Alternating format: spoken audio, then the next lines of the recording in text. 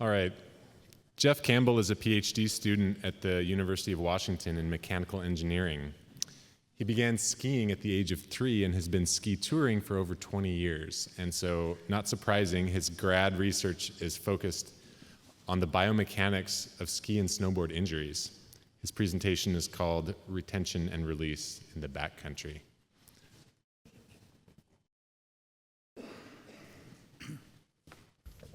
Hi there.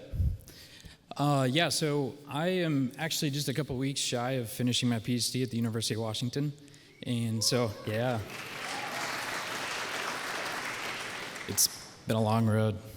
But fortunately, my subject matter has been a lot of fun to research, and I'm really excited to kind of talk to you about different types of alpine touring equipment and how that relates to your safety in the backcountry. There we go. So I'm a mechanical engineer by trade, but I specialize in a subset of engineering called biomechanics. And basically, we treat the human body like a mechanical structure that has structural limits and can break. And we work really closely with different standards organizations such as the ASTM, the ISO, and the Snell Memorial Foundation, working on developing different safety standards for helmets and ski bindings and so on. So this is a video. I don't know if you can play it. A lot of our research actually takes us out into the field where we put a lot of really expensive instrumentation on skiers and snowboarders. We measure how the body moves, what the knee joint angles are, what the force is going through the knee to the binding are. We do this a lot with terrain park jumps as well. And I'll just put a quick plug in that we're going to be doing a lot more of this winter up at like Stevens and Alpine and Crystal. And we really rely on a lot of people being willing to come ski for us for a day. So if you're interested, we'd love to have you. Come talk to me after. I'll also put my email up there for you to shoot me a line if you want. So from an engineering standpoint, we're all here to kind of basically promote safety, prevent fatalities, prevent injuries.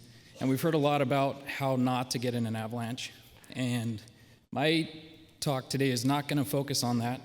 It's going to focus on if it hits the fan, how can we protect you as best we can. So I don't want to downplay the importance of not getting in a slide.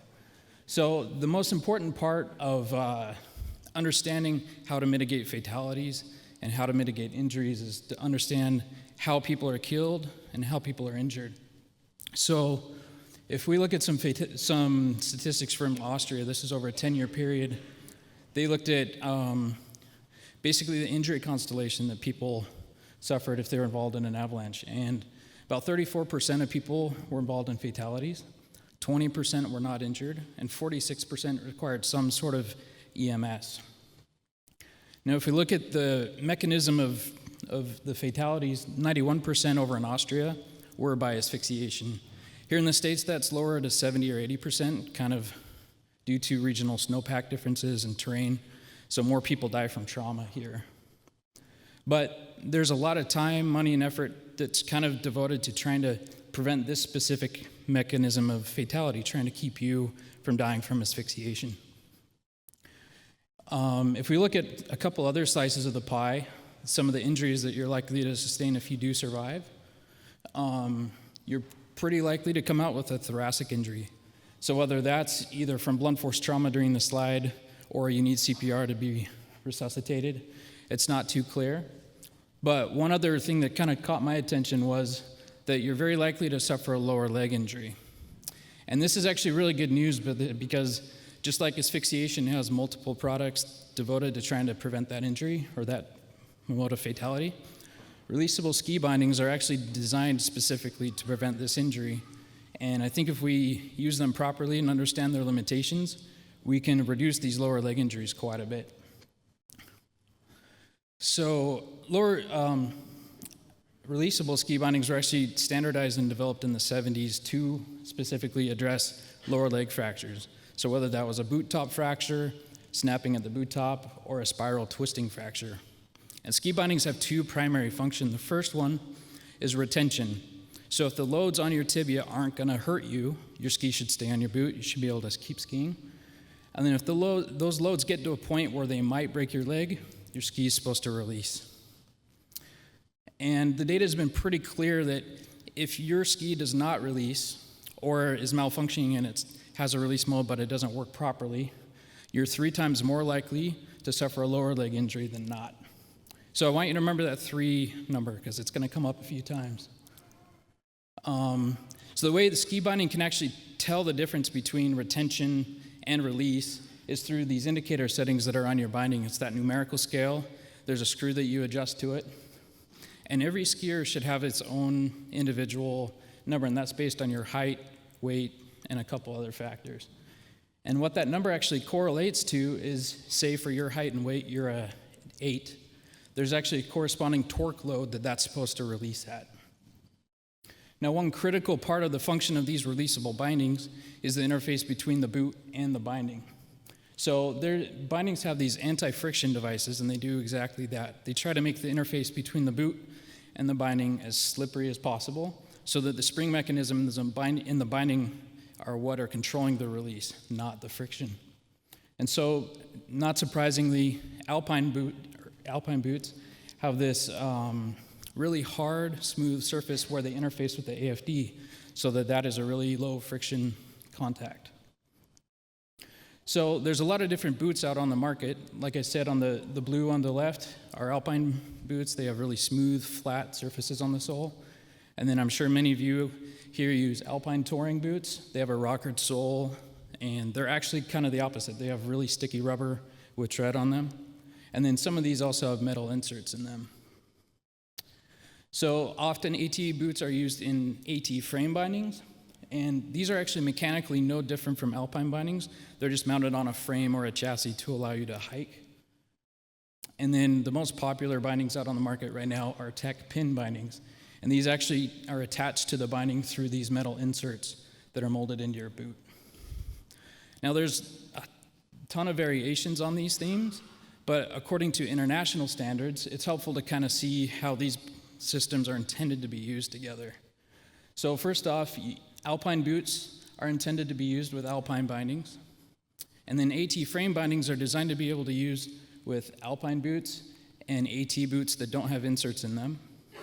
And then tech pin bindings, you can actually only use those with boots with inserts in them. But over the past 10 years, there's been this huge cross-pollination of features across different boots. So people kind of want a silver bullet where they can use their boots in all sorts of different bindings. And from an engineering standpoint, and from an injury risk standpoint, that's kind of a nightmare because these systems are designed for different purposes. So one thing our lab has actually done to investigate what are the consequences and risks of mixing these types of systems are we actually took 180 different combinations of both Alpine boots and bindings and AT boots and bindings, and we tested them together. So in our lab, we actually have a standardized text fixture, and basically you can attach the boot to this post that has a torque sensor right at the same level of where your tibia is. And if you can play the video, Libby, thanks. And basically we can pull on the ski with a bunch of cables and pulleys until it releases, and then we can basically see at what load it released and compare that to what it should release at. So we did this for 180 different combinations of boots and bindings, and all the Alpine boots released just fine in either type of binding. But what was surprising is for the AT boots, 91% of the combinations did not. We actually broke 43% of the Alpine bindings and 25% of the frame bindings during this testing. And so some of you, I'm a little worried, you might see this little sliver of green and think, oh, I bet my boots and bindings lie right there. So I could forgive you if you go to your shop and you have them run a test to see if they can do that. And this is another video, Libby, sorry. This is a test that they would probably run. So this is a Vermont calibrator torque wrench. There's other systems like the Wintersteiger or the Montana, but it's a much simpler test. And there's actually a 35% chance that your particular boot and binding would fall into this region where it would pass the shop test, but not the actual standardized test. So it would give you a false positive if you went to do that. So we've actually talked to a lot of patrollers and professionals that prefer to use these types of combinations because if you're climbing lift towers in slippery Alpine boots, it's not too much fun. And what concerns us also is we've heard that anecdotally, they just turn the bindings down a few clicks to just make it compatible. So we actually looked at this also, and this is one graph from one AT frame binding and one AT boot. And we basically this binding had a low setting of a 3 and a high setting of a 10. And you can see it didn't really matter what the setting was. They all released at the same point within 2% of each other. So adjusting these bindings, the settings, actually doesn't have any effect on the release mechanism at all. Yeah. So the reason this happens, I mean, some of these systems you can actually get to fit in together, and it may seem like it works. But if you think about it, Alpine boots were designed, like I said, to be a hard sole and low friction, while AT boots are designed for the complete opposite purpose. They're designed to give you maximum traction while you're climbing lift towers, climbing on rocks, doing the snowless approaches in the Cascades. And but a really good rule of thumb is if the sole on your AT boot is soft enough for you to get your thumbnail into it, it's too soft to use in these kind of bindings. And you'll actually probably damage your binding, and you're probably going to injure yourself too. The other thing we've noticed is that these metal inserts in the toe of the boot actually act like speed bumps or potholes for the binding as it's releasing. So these make it kind of non-compatible too. So as professionals and as consumers, what can you do, if you have these systems? Well, based off our data, we don't recommend that you ski in AT boots and Alpine bindings or AT frame bindings. And we recommend that you only use Alpine bindings in either of these systems. And there's actually several ski areas that have actually adopted this kind of as an employee rule for patrollers and ski instructors. One, I think, alternative would be, and I'm not necessarily trying to advocate for one brand over another, but if you can find a binding that, if you need to be able to have both types of soles, finding a boot that actually has swappable soles, so the Alpine sole and the AT sole, as long as you don't mix and match the soles with the wrong binding, this is perfectly fine. So really quick, I'd also like to talk about tech pin bindings. These are probably the most popular on the market. And if you can play this video. For those of you who aren't familiar with it, basically you step your toe into the toe piece, these two little jaws pinch into the metal inserts, and it basically allows the ski to pivot about your boot. You can hike up, get to the top of your favorite volcano, and shred awesome spring corn down. So these bindings have two modes in the toe piece. There's an uphill mode and a downhill mode, or in a walk mode. And the differentiating factor is in ski mode here on the left, the lever is actually down, and the jaws are free to open and close based on how much force is going through them. But on the, let's see, your right, in walk mode, that lever is down, and it's essentially locking the release out. So our one big concern is we actually anecdotally have seen a lot of people skiing with their toes locked out. This happens because these bindings do have a reputation of suffering from unwanted releases, and that's kind of, if you could play this video too. This is kind of what I mean by an unwanted release. You're shredding your line and you're skiing really well, totally in control, but due to forces out of your control, you kick a shoe and you fall, and that in and of itself can be dangerous. But by locking the toe out to avoid that, you're trading one risk for another. So it's not really a viable solution. Some manufacturers are actually starting to address this by saying, don't use any boots other than ours in our bindings. And the reason they say this is because if you actually take a measurement of the width of that inner dimension of the insert, that dimension A is actually going to be different across different manufacturers. They're not standardized. And the reason this is important is if we look at the way it fits into the toe piece, if you can play this video too, basically the jaws are going to open, and then you put your boot in and it's going to close. But if you have different widths of different boots, that's basically going to apply different amounts of clamping pressure on your boot. So your binding is going to hold on with different amounts of forces. So the implication for how this actually releases when you ski is that graph again I showed you where we have our binding settings on the horizontal axis and the release load on the vertical. And typical Alpine bindings will release in this green zone right here. But if we take a boot from one manufacturer and we test it at all the different settings, we can see really until the very end, it doesn't actually even release within that window. So, for example, a setting of 5 on here is more like a 7 or an 8 in an Alpine binding. But if we take a boot from another manufacturer that has a different width, we're going to get a different result. If we take a boot from another manufacturer, another result, and a boot from another manufacturer, it's really different. So you and your buddies could all have this same binding, but all have different boots and have very different experiences in this binding. So let's also talk about tour mode really quick, because like I said, this toe piece is locked out, and even in tour mode, that binding's fixed to your foot.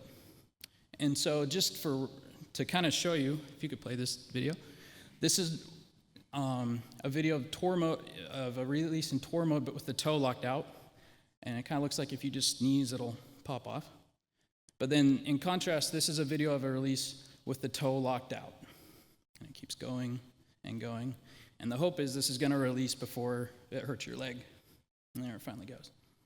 So if we first look at the boot, the condition of the boot after that release, and we zoom in, yeah, we can actually see it actually scored a big groove into the insert. And if we look at it from another direction, I colored it white so you could kind of see it a little better, but just to outline, now it has this big groove, and it took about 1/4 millimeter of metal right off it. Now, it may not seem like a lot, but if we actually look, this first point up here on the left is the load that it released at first. And just for reference, that's about an 18 to a 22 binding setting, which is really high. So if you're lucky enough for that release not to injure you, and you keep using this boot, all the subsequent releases are going to be more than 50% lower after that. So you've permanently damaged your boot at that point. So by locking the toe out, you're kind of risking two things. One, if your binding doesn't release, you're 3 times more likely of injuring your lower leg. And then if it does release, you're probably going to damage your boot. So again, as consumers, what can you do about this? Well, the very first thing is go home tonight and inspect your boot inserts, okay? If you have grooves in the toe, or if the heel inserts are worn down, it's probably time for new boots, because this can make a huge difference. And also be religious about clearing snow, ice, and debris out of your boots. This can really make a big difference. You know, if 1/4 millimeter of metal can make that big of a difference, imagine if you have a ton of dirt or ice packed in there. So let's kind of bring this back to why we're all here. What does that mean in actually terms of risk assessment for you guys in the backcountry or in avalanche terrain? So if we talk about first kind of a risk of the fatalities, this is actually a pretty good graphic that I borrowed from ABS. They're an airbag manufacturer. And their job for their, for their product is they're trying to make you as buoyant as possible and get you up to the top. So you can see they're actually banking on your skis coming off. Because if your skis don't come off, you're going to be less buoyant and you're going to sink deeper. The consequences of that, actually, I borrowed some data from the Colorado Avalanche Information Center and ran my own numbers on it. And this is a graph. On the top, you can see your % survival probability, and then on the vertical axis, how deep you're buried. And so the deeper you go, the less likely you are to survive, and it actually decreases at a rate of 1 foot for every 10%. So 1 foot deep, and you're 10% less likely to survive. You're already starting at a baseline level of 70%. So that's a huge cost if your skis don't come off. So the other thing is, let's think about it, so maybe you don't die in the avalanche, but what does it imply as far as injury in an avalanche? So again, I'm going to bring that 3 number back up. So this number comes from if you fall once. So maybe you tomahawk once, or you just fall and stop. So now imagine in an avalanche that lasts 10, 20, or 30 seconds, everything you hit, or how many times you're going to go through the washing machine, that counts as a fall. So you can see that however many impacts you take, your risk of a lower leg injury really goes up quickly. So I haven't talked about split boarding much, but I think this is also something a split boarder should be aware of, because in tour mode, you essentially have 2 skis on your feet, and depending on the binding you have, the likelihood of those coming off isn't very high either. And this is a really real risk even in tour mode. This is a really good friend of mine who about 4 years ago was involved in a pretty serious avalanche where he was on the skin track, neither ski released, he was strained through a bunch of trees, and in your knee you have 4 major ligaments, your LCL, MCL, PCL, and LCL. And in one leg, he tore all 4, and in the other leg, he tore 3 out of the 4, so 7 of the 8 ligaments. So basically, his skis just went, okay? So what I'm hoping, I'm not trying to use scare tactics, but it sort of, but essentially, you know, when you're on the skin track, you know, if the skinner is, if you're going to be crossing a slope where it's sketchy enough where you want to space out and go one by one, maybe you should also think about unlocking your toe for that section of skin track. So just to kind of summarize, I've kind of talked to you about the effects and the risk of mixing AT and Alpine equipment and the potential risk of locking your toe out in tech bindings, and then the consequences of your ski not coming off in an avalanche, both from a fatality perspective and from an injury perspective. And so kind of along the same lines, this is the last video, sorry.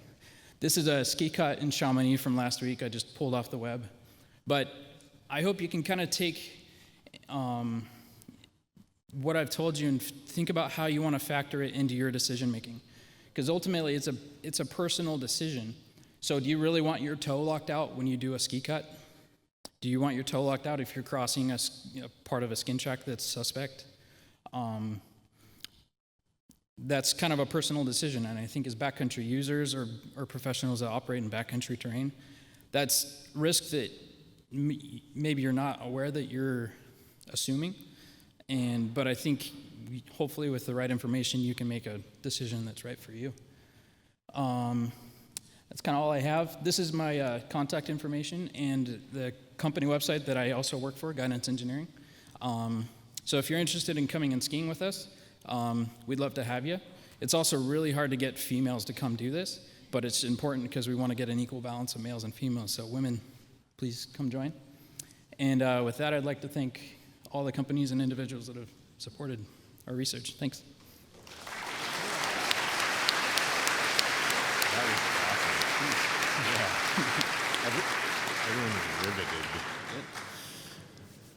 Do we have a couple questions for Jeff?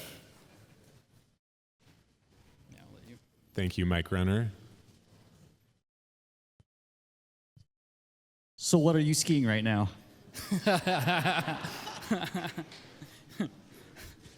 Oh, I'll decline to answer that. I mean, my goal isn't necessarily to advocate for one company or another. We try to stay as independent as possible. So I tried to kind of blind everything as best I could up here. But if you're looking for suggestions, I would say there's plenty of tech pin bindings on the market that are coming out that have more features than they have in the past. So I would kind of look at what bindings are able to absorb the most energy. So whether that's a jaw design that has a deeper V or elastic travel in the heel, that sort of thing, that's kind of the critical component in not having to lock your toe out. So, yeah. Awesome. Yeah, one more. You spoke of Alpine touring binding in a frame binding or a regular Alpine binding and the friction at the toe. And you didn't speak at all about a movable friction pad. Can you add that into your thoughts? Yeah, actually, Libby, I don't know if it's possible to bring up if you could just start at the front. It's kind of yeah. If you go.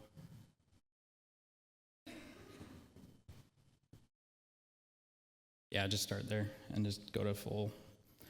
That's a great question because what we're kind of finding is that a lot of knowledge that applied to Alpine bindings and Alpine systems kind of got grandfathered into the design of Alpine touring equipment, and we're just kind of now finding out that due to some politics and things, maybe those don't apply as well. So one of the, just so you're all aware, what the gentleman is referring to is if, for example, in these two bindings, the white one on the left has a white Teflon AFD pad that sticks, and then the one on the right actually has a metal pad that slides back and forth on a spring.